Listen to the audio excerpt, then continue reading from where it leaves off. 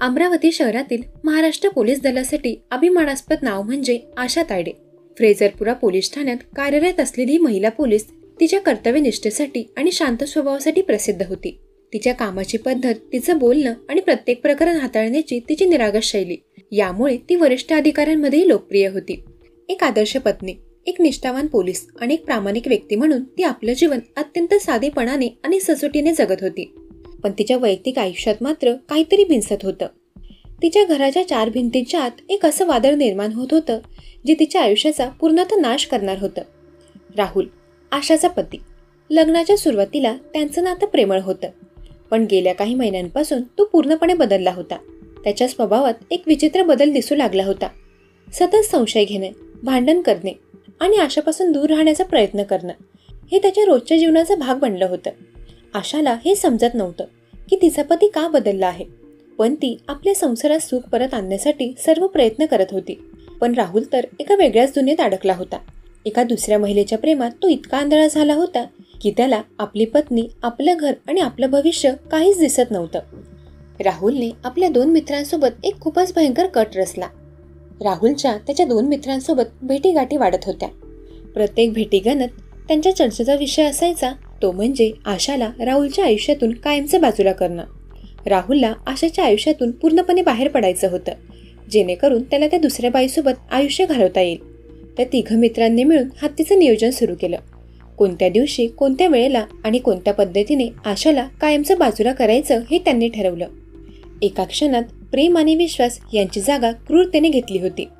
आशाच्या पाठीमागे तिचाच पती तिच्या मृत्यूची तयारी करत होता आणि तिला याची जराही कल्पना नव्हती।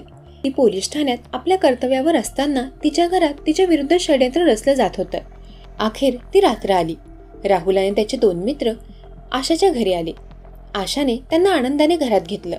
तिच्या डोक्यात कोणताही संशय नव्हता, पण तीच रात्र तिच्या आयुष्याची शेवटची रात्र ठरणार होती आणि याचा तिला थोडाही ठाव नव्हता। थोड्याच वेळात त्या तीन नराधमांनी मिळून आशावर हल्ला केला। तिचा गळा ओळून तिचं जीवन संपवलं। एका कर्तव्यनिष्ठ महिला पोलिसाचा अंत तिच्याच घरात, तिच्याच पतीच्या हातून झाला होता। त्यानंतर राहुलने दुसऱ्याच दिवशी एक नाटक रचलं। त्याने फ्रेझरपुरा पोलीस ठाण्यात जाऊन तक्रार दिली, माझ्या पत्नीने स्वतः जीवन संपवलं आहे। सुरुवातीला तर पोलीस या प्रकरणाला आत्महत्येचा गुन्हा मानत होते, पण पोलीस अधिकारी अनेक वर्षापासून गुन्ह्याचा तपास करत होते। त्यांना काही गोष्टी खटकल्या होत्या। आशाच्या गळ्यावर आत्महत्येच्या खुणापेक्षा जास्त दाबलेल्या खुणा होत्या, ज्या दर्शवत होत्या की तिचा गळा आबळला गेला होता। या सगळ्यात राहुलचं वर्तन संशयास्पद होतं। राहुलच्या चेहऱ्यावर दुःखापेक्षा जास्त निष्काळजी आणि बेजबाबदारपणा दिसत होता। या सगळ्या गोष्टींच्या अभावी पोलिसांनी तांत्रिक तपास सुरू केला। मोबाईल कॉल डिटेल्स आणि शहरातील सीसीटीव्ही फुटेज तपासण्यात आले। राहुलचे आणि त्याच्या मित्रांचे लोकेशन, त्यांच्या भेटीगाठी आणि त्यांच्यातील संशयास्पद संवाद पोलिसांच्या नजरेत आला। सर्व पुरावे गोळा झाल्यावर पोलिसांनी राहुलला ताब्यात घेतलं।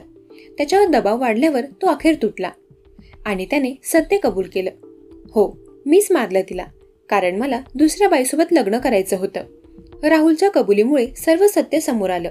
त्याचे दोन्ही मित्रही लवकरच अटकेत आले।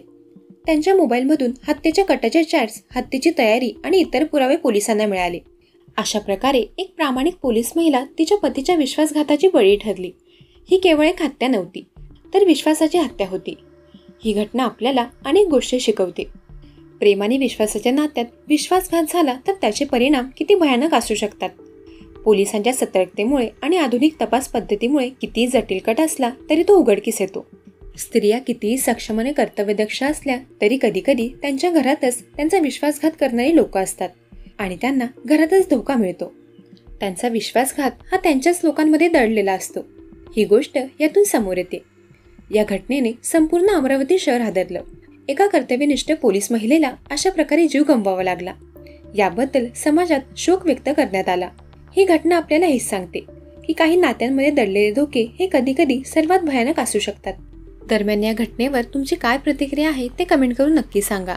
जर तुम्हाला अशा सत्यकथांमध्ये रस असेल तर क्राईम कोड मराठी या यूट्यूब चॅनलला जरूर सबस्क्राईब करा। तोपर्यंत सतर्क राहा, सावधान राहा। धन्यवाद।